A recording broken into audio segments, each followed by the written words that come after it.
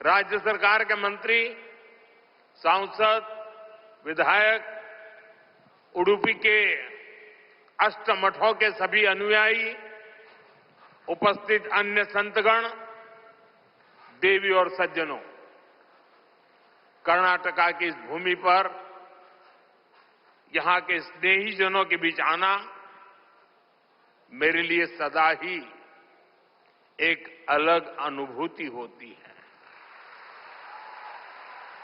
और उडुपी की धरती पर आना तो हमेशा अद्भुत होता है।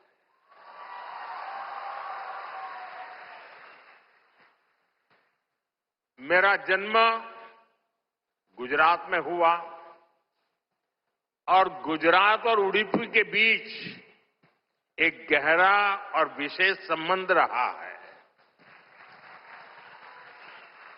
मान्यता है कि यहां स्थापित भगवान श्री कृष्ण के विग्रह की पूजा पहले द्वारका में माता रुक्मिणी करती थी।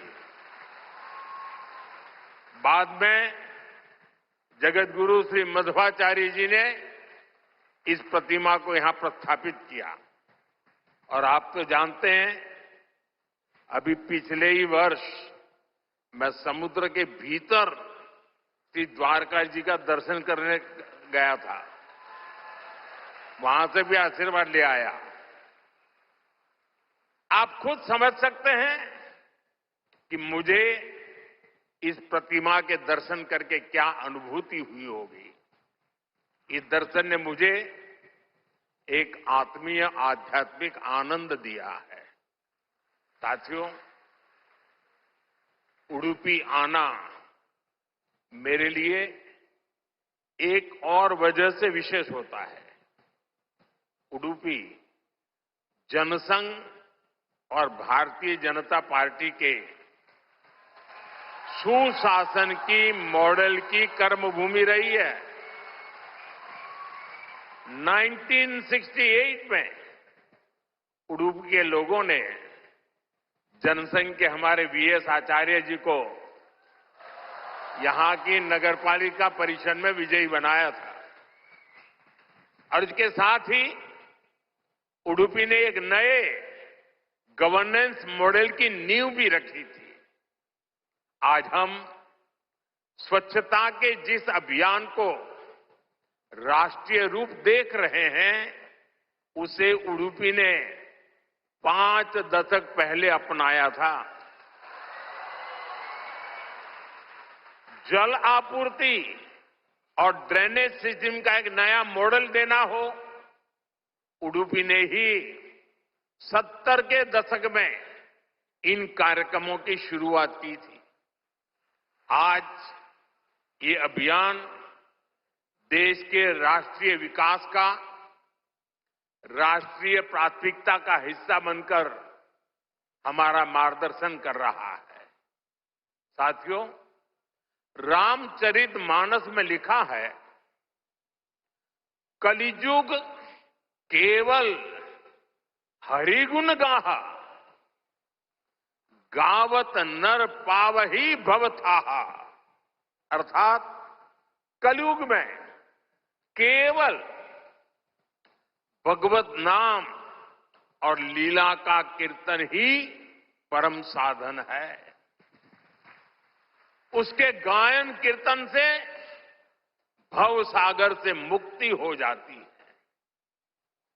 हमारे समाज में मंत्रों का, गीता के श्लोकों का पाठ तो शताब्दियों से हो रहा है, पर जब 1 लाख कंठ एक स्वर में इन श्लोकों का ऐसा उच्चारण करते हैं, जब इतने सारे लोग गीता जैसे पुण्य ग्रंथ का पाठ करते हैं, जब ऐसे दैवीय शब्द एक स्थान पर एक साथ गूंजते हैं, तो एक ऐसी ऊर्जा निकलती है जो हमारे मन को, हमारे मस्तिष्क को एक नया स्पंदन, एक नई शक्ति देती है।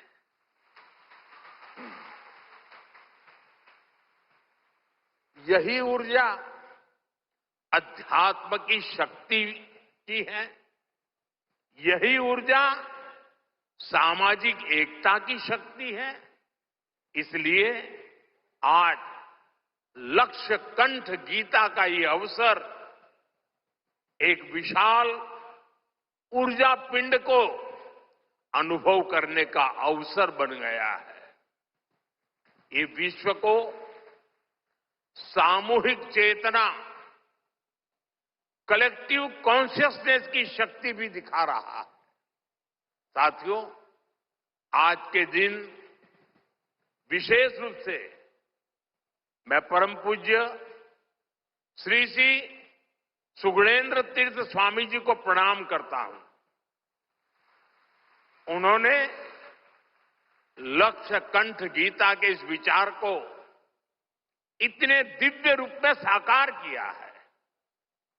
पूरे विश्व में लोगों को अपने हाथ से गीता लिखने का विचार देकर उन्होंने जिस कोटि गीता लेखन यज्ञ की शुरुआत की है, वो अभियान सनातन परंपरा का एक वैश्विक जन आंदोलन है।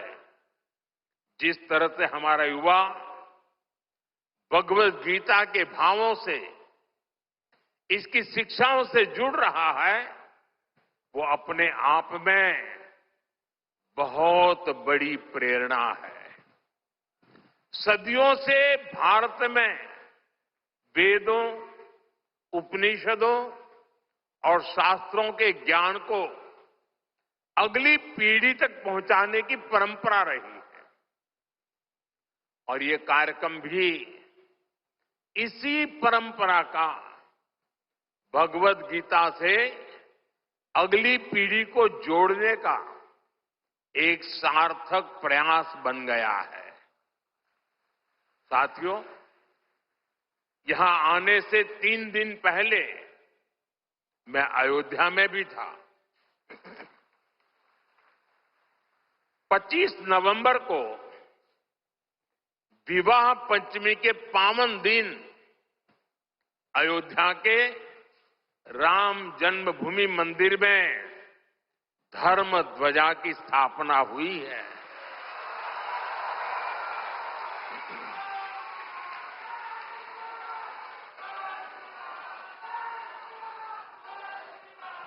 अयोध्या से उडुपी तक असंख्य राम भक्त इस दिव्यतम और भव्यतम उत्सव के साक्षी बने हैं।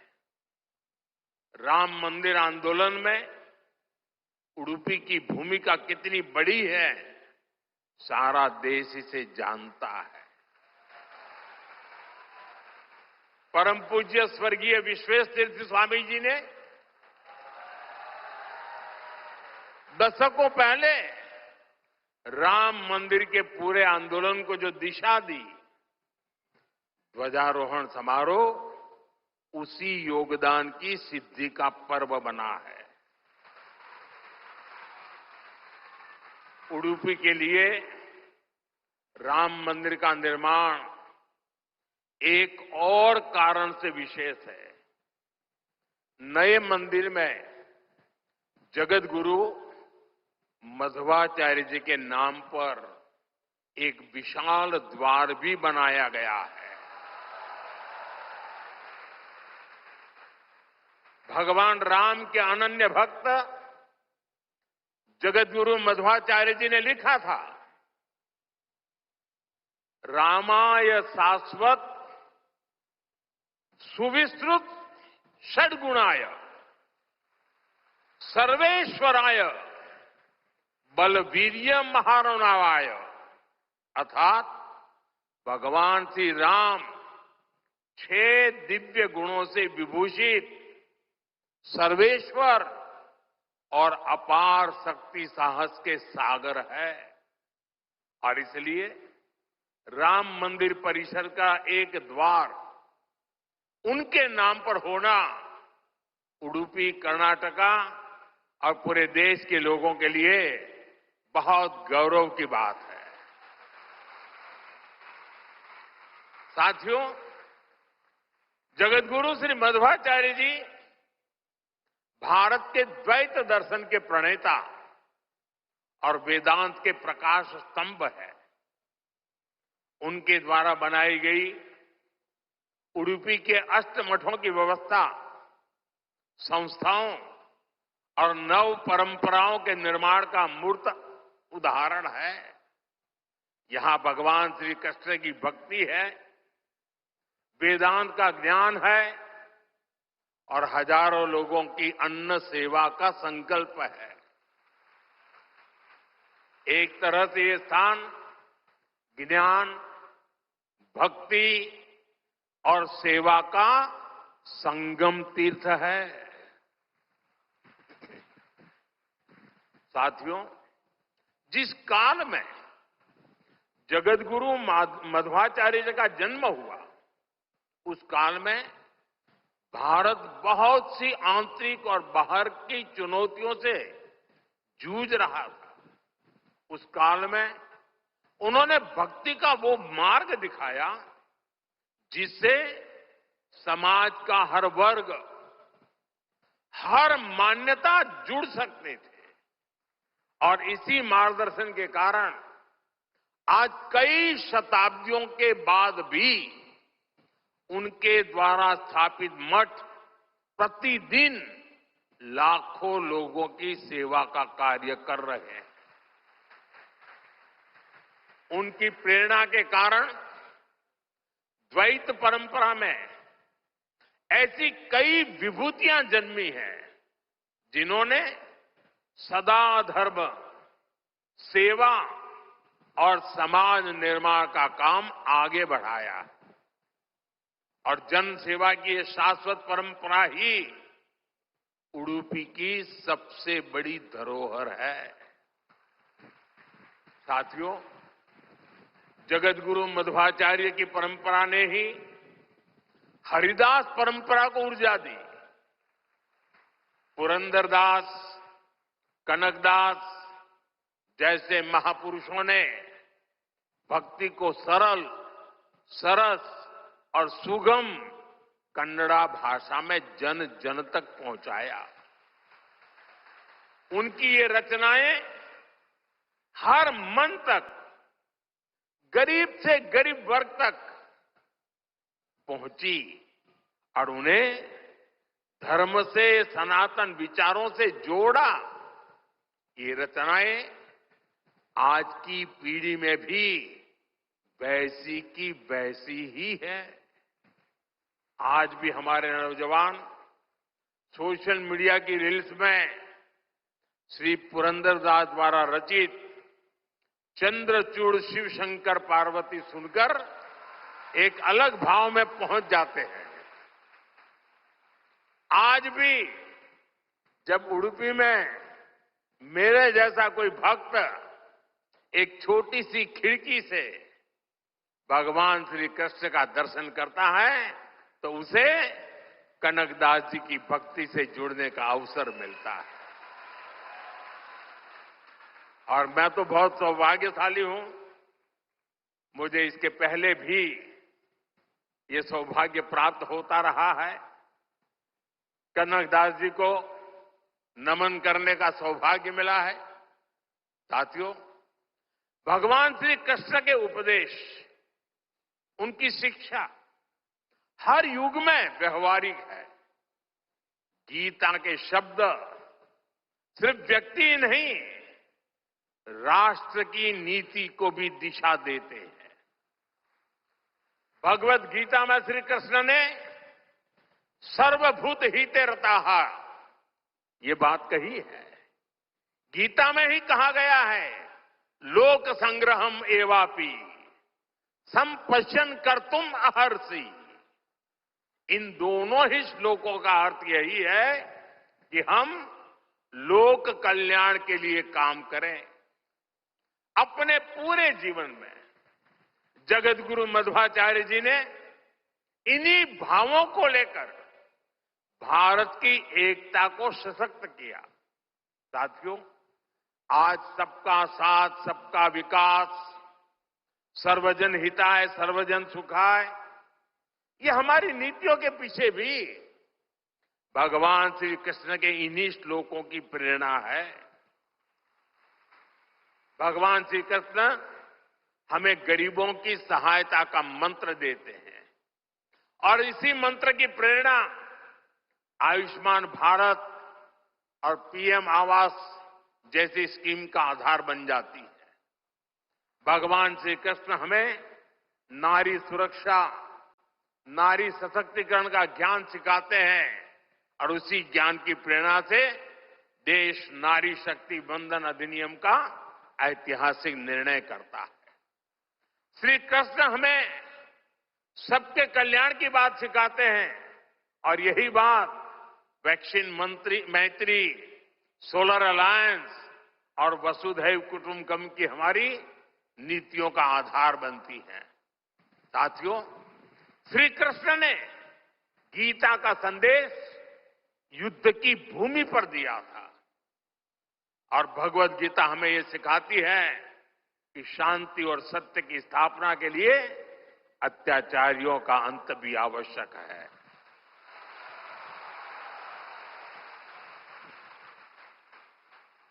राष्ट्र की सुरक्षा नीति का मूल भाव यही है। हम वसुधैव कुटुंबकम भी कहते हैं और हम धर्मो रक्षति रक्षितः का मंत्र भी दोहराते हैं।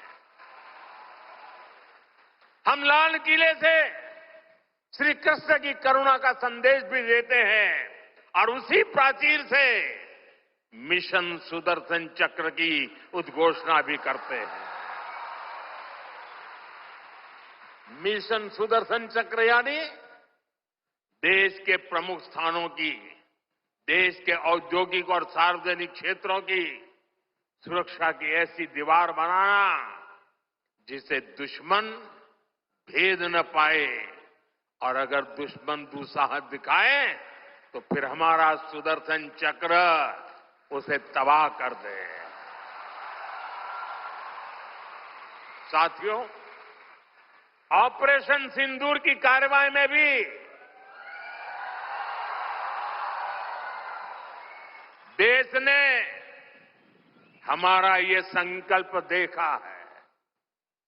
पहलगाम के आतंकी हमले में कई देशवासियों ने अपना जीवन गंवाया। इन पीड़ितों में मेरे कर्नाटका के भाई बहन भी थे। लेकिन पहले जब ऐसे आतंकी हमले होते थे तो सरकारें हाथ पर हाथ रखकर बैठ जाती थी। लेकिन ये नया भारत है, ये न किसी के आगे झुकता है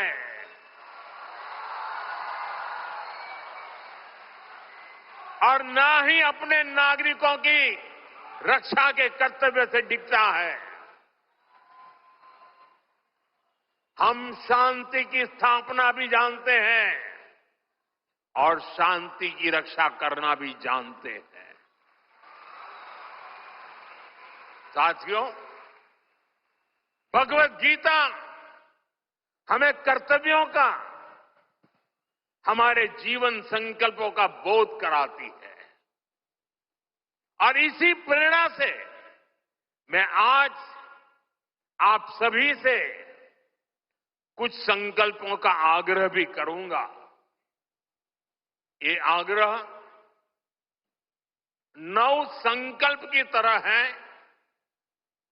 जो हमारे वर्तमान और भविष्य के लिए बहुत आवश्यक है। संत समाज जब इन आग्रहों पर अपना आशीर्वाद दे देगा तो इन्हें जन जन तक पहुंचने से कोई रोक नहीं पाएगा। साथियों, हमारा पहला संकल्प होना चाहिए कि हमें जल संरक्षण करना है, पानी बचाना है, नदियों को बचाना है। हमारा दूसरा संकल्प होना चाहिए कि हम पेड़ लगाएंगे। देश भर में एक पेड़ मां के नाम अभियान को गति मिल रही है। इस अभियान के साथ अगर सभी मठों का सामर्थ्य जुड़ जाएगा तो इसका प्रभाव और व्यापक होगा। तीसरा संकल्प कि हम देश के कम से कम एक गरीब का जीवन सुधारने का प्रयास करें। मैं ज्यादा नहीं कह रहा हूं। चौथा संकल्प स्वदेशी का विचार होना चाहिए। एक जिम्मेदार नागरिक के रूप में हम सब स्वदेशी को अपनाएं। आज भारत आत्मनिर्भर भारत और स्वदेशी के मंत्र पर आगे बढ़ रहा है। हमारी अर्थव्यवस्था, हमारे उद्योग, हमारी टेक्नोलॉजी सब अपने पैरों पर मजबूती से खड़े हो रहे हैं। इसलिए हमें जोर शोर से कहना है, vocal for local, vocal for vocal, vocal. साथियों, पांचवें संकल्प के रूप में हमें नेचुरल फार्मिंग को बढ़ावा देना है। हमारा छठा संकल्प होना चाहिए कि हम हेल्थी लाइफस्टाइल को अपनाएंगे, मिलेट्स अपनाएंगे और खाने में तेल की मात्रा कम करेंगे। हमारा सातवां संकल्प ये हो कि हम योग को अपनाएं, इसे जीवन का हिस्सा बनाएं। आठवां संकल्प मैन्युस्क्रिप्ट्स, पांडुलिपियों के संरक्षण में सहयोग करें। हमारे देश का बहुत सा पुरातन ज्ञान पांडुलिपियों में छिपा हुआ है। इस ज्ञान को संरक्षित करने के लिए केंद्र सरकार ज्ञान भारतम मिशन पर काम कर रही है। आपका सहयोग इस अमूल्य धरोहर को बचाने में मदद करेगा। साथियों, आप नौवां संकल्प लें कि हम कम से कम देश के 25 ऐसे स्थानों का दर्शन करेंगे जो हमारी विरासत से जुड़े हैं। जैसे मैं आपको कुछ सुझाव देता हूं, 3-4 दिन पहले कुरुक्षेत्र में महाभारत अनुभव केंद्र की शुरुआत हुई है। मेरा आग्रह है कि आप इस केंद्र में जाकर भगवान श्री कृष्ण का जीवन दर्शन देखें। गुजरात में हर साल भगवान श्री कृष्ण और मां रुक्मणी के विवाह को समर्पित माधोपुर मेला भी लगता है। देश के कोने कोने से और खास करके नॉर्थ ईस्ट से बहुत से लोग इस मेले में खास तौर पर पहुंचते हैं। आप भी अगले साल इसमें जाने का प्रयास जरूर करिएगा। साथियों, भगवान श्री कृष्ण का पूरा जीवन, गीता का हर अध्याय कर्म, कर्तव्य और कल्याण का संदेश देता है।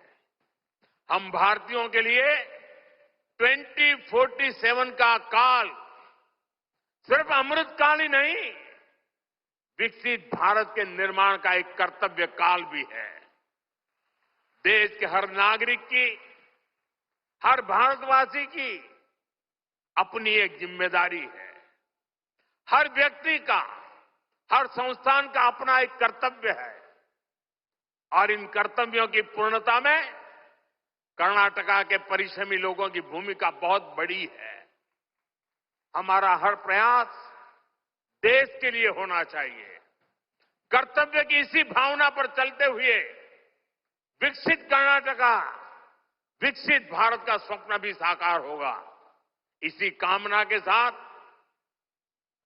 उडुपी की धरती से निकली है ऊर्जा विकसित भारत के इस संकल्प में हमारा मार्गदर्शन करती रहे। एक बार फिर इस पवित्र आयोजन से जुड़े हर सहभागी को मेरी ढेर सारी शुभकामनाएं और सबको जय श्री कृष्ण। जय श्री कृष्ण। जय श्री कृष्ण।